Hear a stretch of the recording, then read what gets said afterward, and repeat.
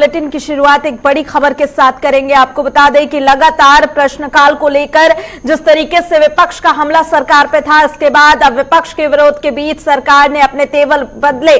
संसद में लिखित में मिलेंगे सवालों के जवाब। इस वक्त की बड़ी और अहम खबर आपको बता दें कि विपक्ष के विरोध के बाद अब सरकार ने नया फैसला किया। कोरोना संकट के चलते बदले गए थे नियम, जिसमें प्रश्नकाल को हटाया गया था, लेकिन इसे लेकर लगातार विपक्ष की तरफ से विरोध किया जा रहा था, जिसके बाद अब सरकार ने अपने तेवर बदल दिए हैं और अब कहा गया है कि लिखित में प्रश्नों के जवाब मिलेंगे।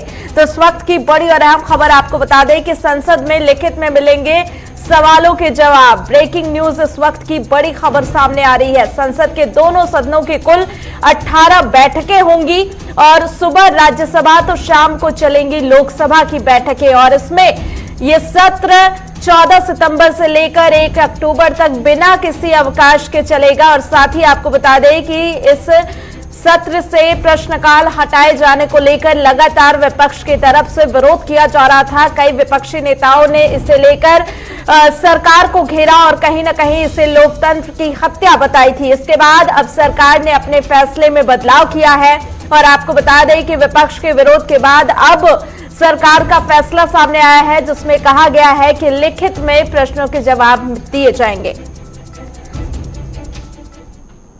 बड़ी कॉन्फ्लिक्टिंग खबर है। अभी चंद घंटों पहले ही पता चला कि शायद क्वेश्चन आवर को पुनर्बहाल करने पर विचार हो रहा है। सवाल बहुत सहज है, संसद किस चीज के लिए होती है? संसदीय परंपराओं का मतलब क्या है? अभी जो देश के हालात हैं, क्या प्रधानमंत्री जी खुद स्वयं चिंतित नहीं है? बेरोजगारी का आलम, जीडीपी टैंक कर गई है, कॉन्ट्रैक्शन का लेवल देखिए क्लोज टू 24। कोरोना के मिसमैनेजमेंट में अभी 70,000 के करीब जाने जा चुकी हैं इस मुल्क में।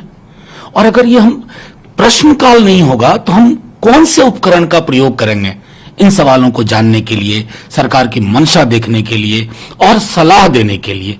मैं समझता हूं कि अगर आप प्रश्नकाल को निकाल, शून्यकाल तो भारतीय आविष्कार है, हिंदुस्तान में जन्म हुआ इसका, लेकिन प्रश्नकाल को अगर आप यूके में अभी पार्लियामेंट चल रही है, उन्होंने तो सस्पेंड नहीं किया।